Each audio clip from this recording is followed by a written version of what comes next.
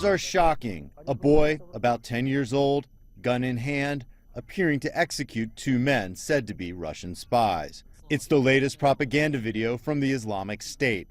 CCTV cannot independently verify the authenticity of the video. The boy is believed to be from Kazakhstan. He has appeared in previous ISIL videos training with other young boys. And children are being used for more than just propaganda. A bomb strapped to a girl of about 10 exploded in northern Nigeria on Saturday, killing at least 16. Authorities believe Boko Haram was behind the attack. This 14-year-old once carried a machine gun and fought with ISIL. He has since left the group, but would not allow his identity to be revealed. He says children make easy targets for terrorist recruiters. ISIL prefers young children more than adults because they can convince children and wash their brains. And once recruited, he says children make obedient soldiers. If the prince orders a child to slaughter his father, the child will do it without hesitation. Terrorist groups often show young people in their videos, and in 2014, ISIL presented young boys to a reporter from Vice News.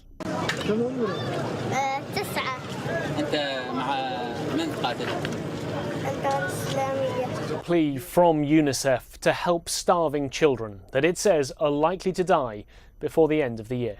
The UN's Children's Agency says hundreds of thousands of children in Borno State, in northeastern Nigeria, are affected by severe acute malnutrition.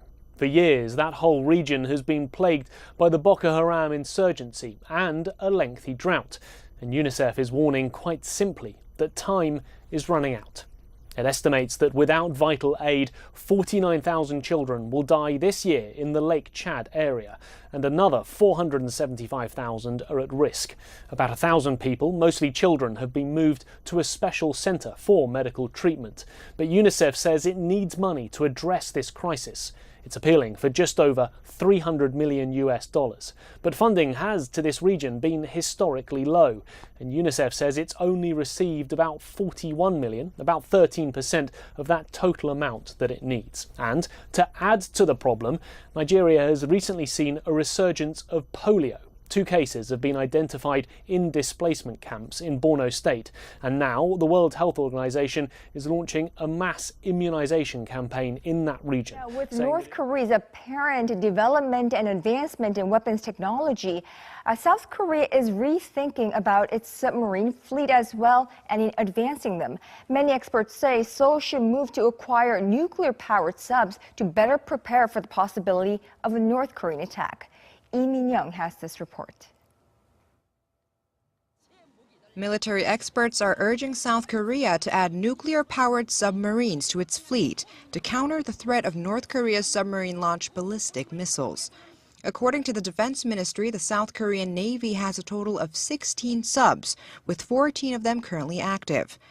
That leaves it severely outnumbered by North Korea, which is believed to have 70 subs or even more. North Korea threatened to aim fire at the lighting equipment used by provocative American and South Korean troops at a truce village inside the demilitarized zone dividing the two Koreas. The North's Korean People's Army accused U.S. and South Korean soldiers of deliberate provocations by aiming their lights at North Korean guard posts at Panmunjom since Friday evening. Russia has deployed troops and Marines to the Crimean Peninsula amid an ongoing large-scale snap drill. The Russian armed forces have started a week-long military drill involving 3 of the country's 4 military districts. The drills aimed at checking their ability to beef up forces and defend Russia's interests amid growing security threats. Tensions between Russia and Ukraine have been escalating since early August, when the Russian Federal Security Bureau said it had thwarted a series of terrorist attacks in Crimea. As Air Force has announced reforms on its defence strategy in an attempt to strengthen its airspace offensive and defensive capabilities. The reform covers a wide area, including the improvement of anti-missile systems, air defence alerting systems, airborne battle tactics and electronic warfare technology.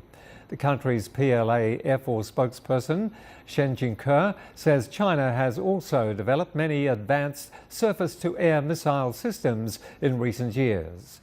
Some scandals are so massive that they're simply hard to believe. But this one is true. As many as 1 million white English children may have been the victims of Muslim rape gangs, better known as grooming gangs, in towns up and down Great Britain.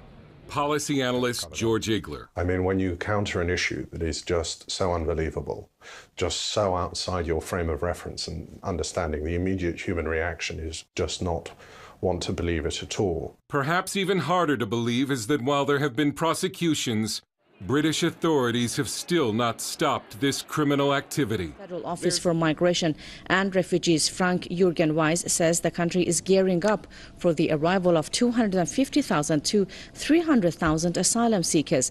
Weiss also says if the number exceeds the estimated figure, it will put further pressure on his office, adding such a scenario would be unlikely. Germany registered some 1.1 million refugees in 2015.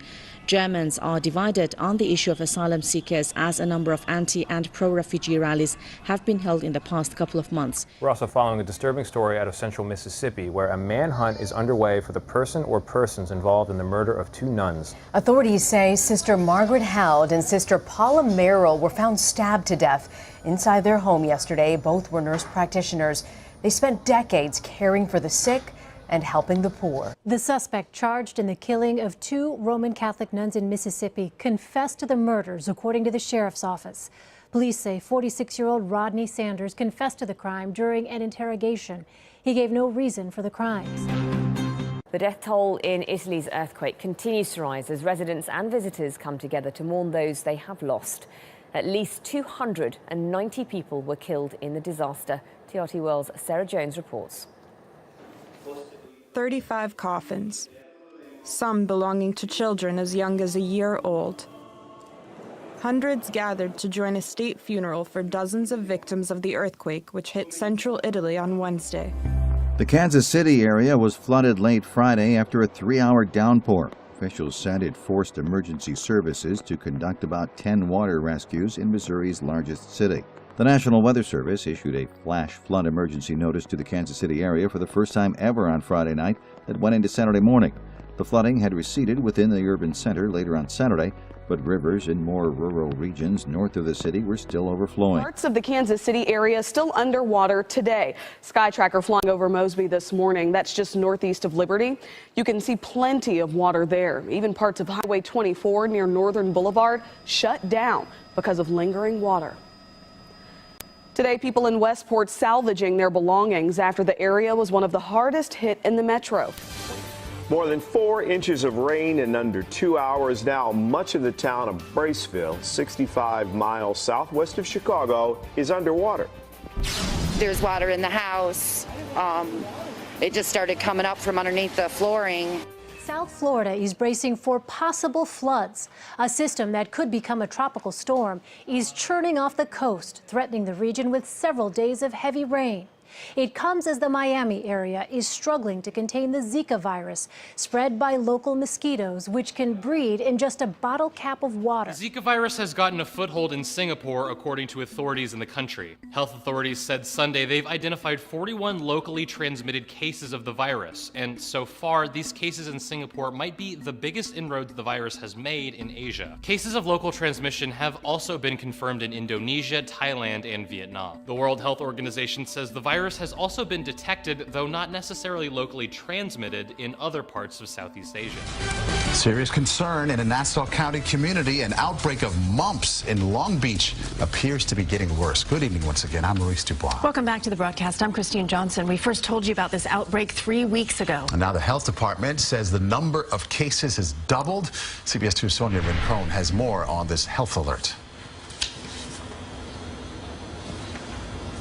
We started seeing cases in July, and to date, we have 36 cases of mumps.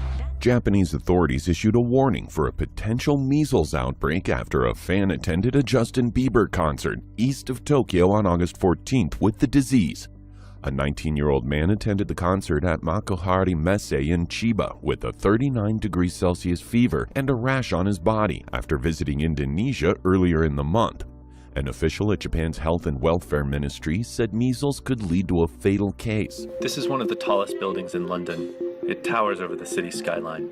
In a promotional video, startup company Lightvert outlines how the UK capital's Shard building can be used as the world's biggest advertising display.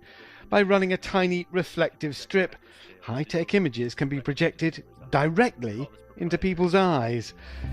On Friday, Judge Thomas D. Schroeder of Federal District Court blocked North Carolina from enforcing a transphobic law that insists people use the restroom that corresponds with the sex in their birth certificate. He ruled that the University of North Carolina must allow 2 transgender students and a transgender employee to use bathrooms that match their gender identity, not birth. He stated the court has no reason to believe that an injunction returning to the state of affairs as existed before March 2016 would pose a privacy or safety risk for North Carolinians, transgender or otherwise. There's been a lot of talk about gender-neutral restrooms recently, with politicians and celebrities alike weighing in on whether or not it's safe for women, men, and gender-nonconforming people to use the same bathroom. Many conservative politicians seem to be confused about how exactly gender-neutral bathrooms work. Step 1. Find a gender-neutral restroom. Most likely, it will be difficult to find, unclearly marked, or placed in an inconvenient location. Step 2. Once you find the nearest gender-neutral bathroom, check to make sure that no conservative politicians are following you.